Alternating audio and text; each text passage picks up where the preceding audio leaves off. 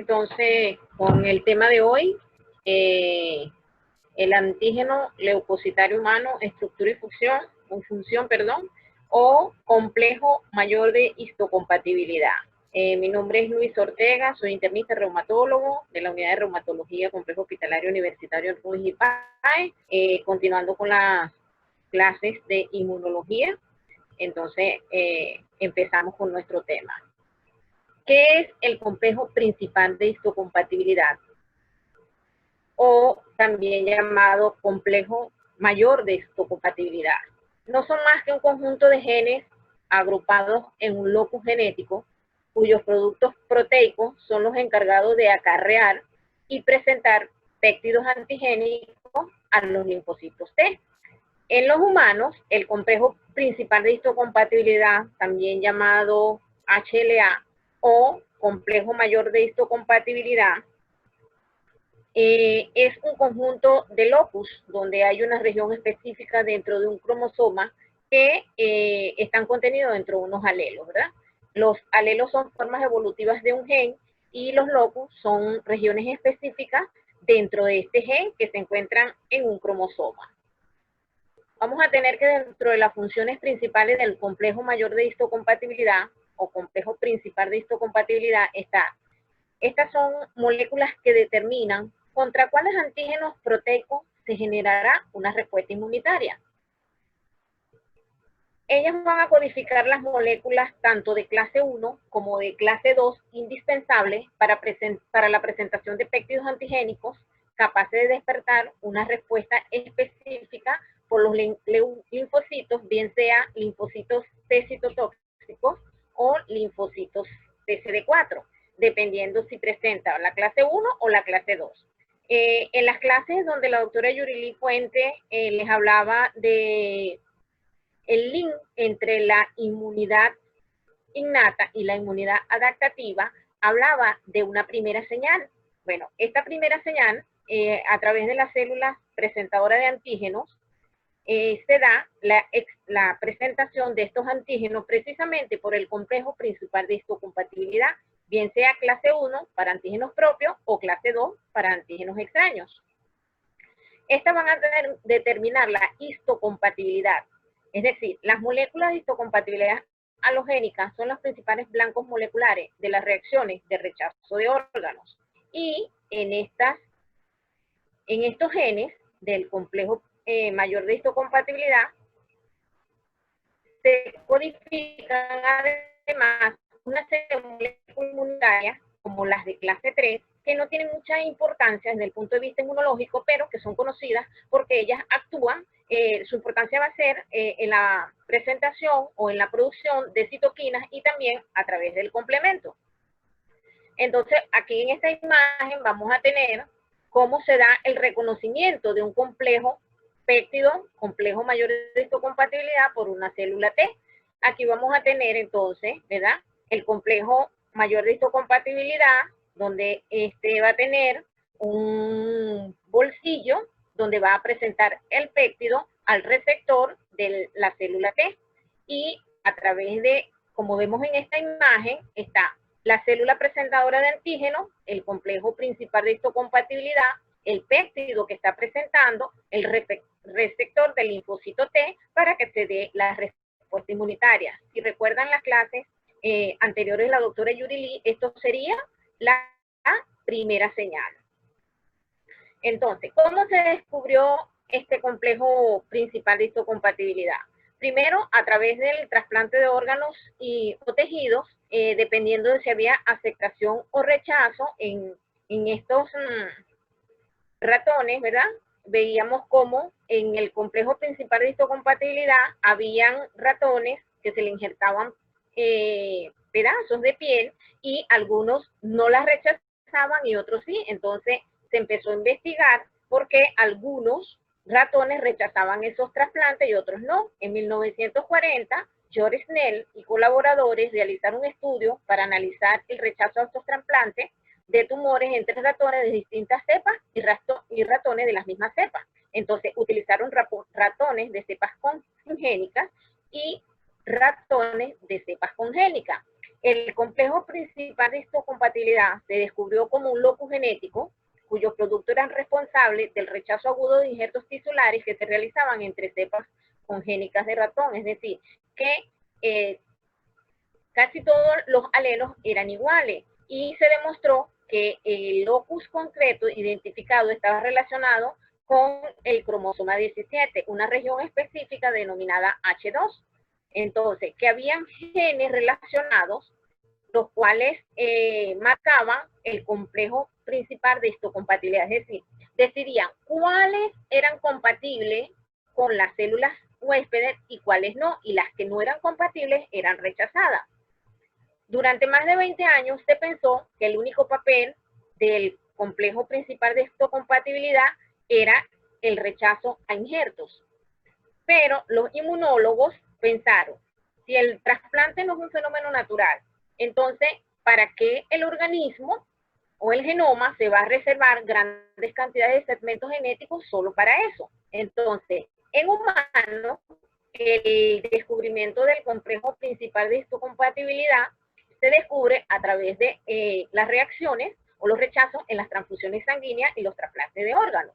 Y entonces, cuando Jean Dausset y colaboradores demostraron que los pacientes que rechazaban los trasplantes de riñón presentaban elevadas concentraciones de anticuerpos en el suero dirigido hacia los leucocitos justamente del donante, ¿verdad? Entonces, habían halo antisuero que contenían halo anticuerpos que estaban dirigidos contra los halo antígenos. Entonces, se supuso que al igual que en los ratones, estos eran genes polimórficos que variaban de un individuo a otro y que a través del mapa del locus del complejo principal de histocompatibilidad, el cual se encuentra ubicado en el brazo corto del cromosoma 6, específicamente en el brazo corto del cromosoma 6, en la región 2, en la subregión 1, en la banda 3, con una longitud de más de 3.500 kilobases de ADN, se encontraba esa región del genoma humano que se dice que es la que representa el mayor polimorfismo actualmente. Por ejemplo, para el HLA de clase 1, el HLA-A, existen más de 3.000 alelos. En el de clase B, más de 2.000 y el de clase C, más de 1.500. Entonces, imagínense todo lo que representan las combinaciones que se pueden dar allí. Entonces, aquí tenemos en este mapa el HLA del humano y el HLA del ratón.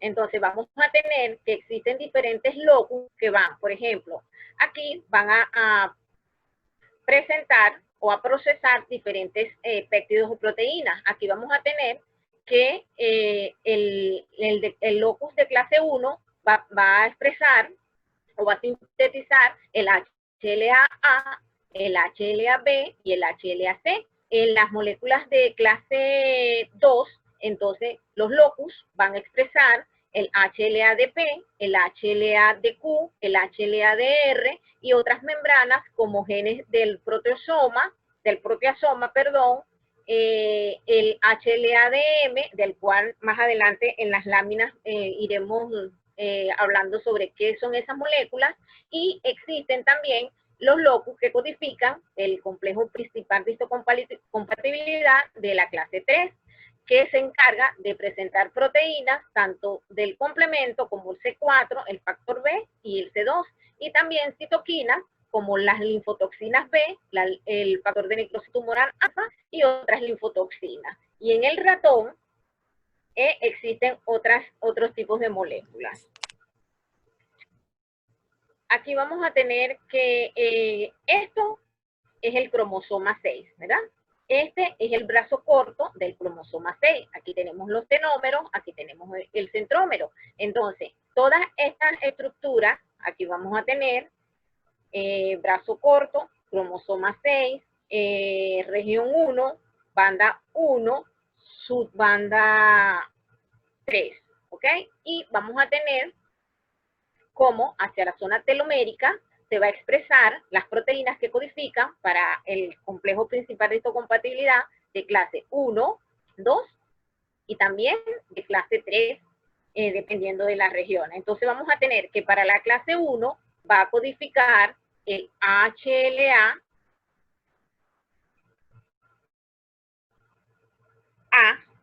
el HLA B, el HLA-C y otras estructuras HLA como HLA-X, HLA-E, HLA-J, H, G y F.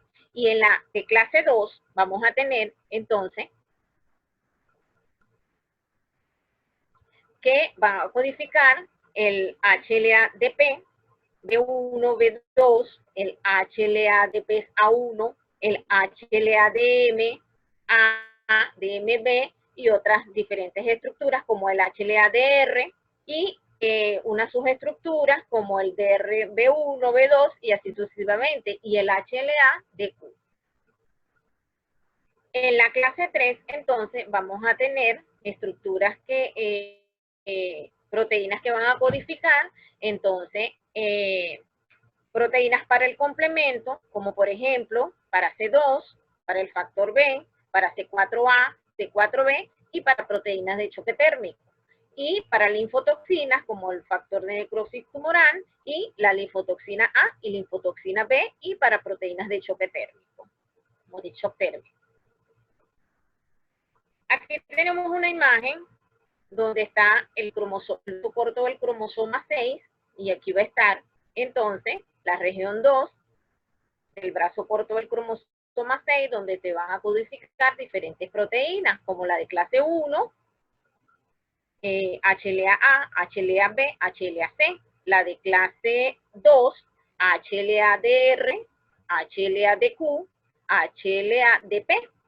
La primera proteína que se identificó fue la DR, y la letra P y Q son las subsiguientes a la HLA, y el HLA-DM, vamos a ver más adelante, que codifica estructuras alfa y beta para unas moléculas que acompañan al HLA2 en la presentación antigénica. Ya vamos a ver para qué nos sirve ese HLA-DM. Aquí vamos a tener que estas son las dos moléculas del complejo principal de histocompatibilidad de mayor relevancia, el de clase 1 y el de clase 2. En el de clase 1 vamos a ver que está formado por una molécula alfa, ¿verdad? Que está compuesto, es un trímero que está compuesto por una molécula alfa 1, una molécula alfa 2 y una molécula alfa 3, la cual va a tener un dominio transmembrana y un dominio citosólico que se va a unir a la célula, y estas son codificadas en el cromosoma 6, y va a tener una molécula que está unida de forma no covalente a la molécula alfa, que es una molécula beta-2 microglobulina que es codificada por el cromosoma 15. Entonces, esta es la estructura del HLA de clase 1. La estructura del HLA de clase 2 es una estructura muy similar, pero con algunas diferencias. Vamos a tener que también está compuesto por una cadena alfa y una cadena beta. Esta cadena alfa va a ser un dímero que va a estar compuesta por una cadena alfa 1, una cadena alfa 2, con un dominio transmembrano y citosólico. Y la molécula beta, o la cadena beta, va a estar compuesto entonces por una molécula beta 1, una cadena beta 1, una cadena beta 2 y también un dominio transmembranario y un dominio citosólico, las cuales estas dos se van a anclar a la célula.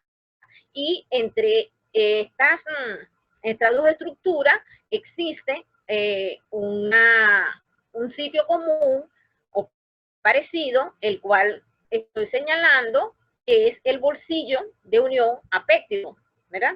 En este bolsillo va a estar, en la molécula de clase 1, va a estar ubicado entre la cadena, alfa 1 y alfa 2, el bolsillo de unión apéptido. En la molécula de clase 2 va a estar entonces el bolsillo de unión apéptido, va a estar ubicado entre la cadena alfa 1 y la cadena beta 1.